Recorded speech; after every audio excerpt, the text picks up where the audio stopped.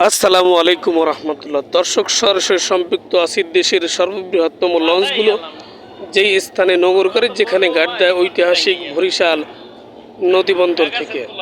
আপনারা দেখছেন MC3 মিডিয়ার মাধ্যমে দেশের সর্ববৃহত্তম লঞ্চগুলোর দৃশ্য। এটি বরিশাল শহরের প্রাণকেন্দ্র, বরিশাল সদরঘাট হিসেবে পরিচিত বরিশাল নদীবন্দর। এখানে নোঙর করা থাকে লঞ্চগুলো, এবং সময় হলেই লঞ্চগুলো এখান থেকে ঢাকার উদ্দেশ্য ছেড়ে যায়। ঢাকা শহর, চাঁদপুর লঞ্চগুলো, অনেক লঞ্চ আছে যেগুলো চাঁদপুরেও নোঙর করে, এবং বেশিরভাগ লঞ্চগুলো বরিশাল থেকে সরাসরি ঢাকাতে যায়। এই নদীপথ একসময় জমজমাট ছিল। এখান থেকে নদীপথের মাধ্যমে দক্ষিণ অঞ্চলের তথা বরিশাল বিভাগের হাজারো মানুষ প্রতিনিয়ত ঢাকার সাথে যোগাযোগ রক্ষা করত, ঢাকায় যাওয়া আসা করত। কিন্তু বর্তমানে পদ্মা সেতু নির্মাণের পরবর্তী সময়ে নদী বন্দরগুলো একটু ফাঁকা অবস্থান করতেছে। নদী বন্দর আপনার নৌপথের জাহাজগুলো একটু যাত্রী শূন্যতায় ভুগতেছে।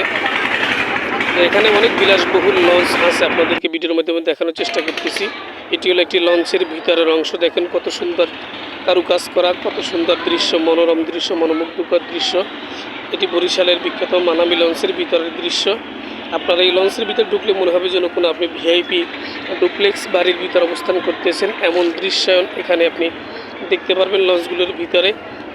যেমনিভাবে লাইটিং, এরপরে এর আউটফিল্ড, এর গ্রাউন্ড তৈরি করা আছে। পার্শ্ববর্তী লঞ্চগুলোর দৃশ্য খুব চমৎকার এবং সুন্দর, যেটি আপনাকে আকর্ষিত করবে। এটি একটি বিলাসবহুল লঞ্চ।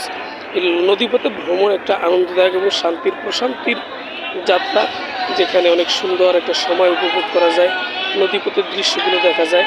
এটি হলো সামনে মানুষের অবস্থানগুলো। একসময় কিন্তু এখানে দাঁড়ানোটা কষ্টকর ছিল, হাজার হাজার মানুষ ছিল, জমজমাট।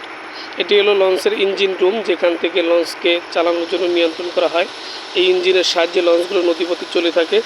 সেই দৃশ্য আপনাদেরকে দেখানোর চেষ্টা করতেছি। দেখেন কত বিশাল ইঞ্জিন রুম, একটা বাসের প্রায় সমতুল্য ইঞ্জিন রুম। এটা হলো লঞ্চের ভিতরে অবস্থান, যেখানে মানুষ শুয়ে ঢাকাতে যায়।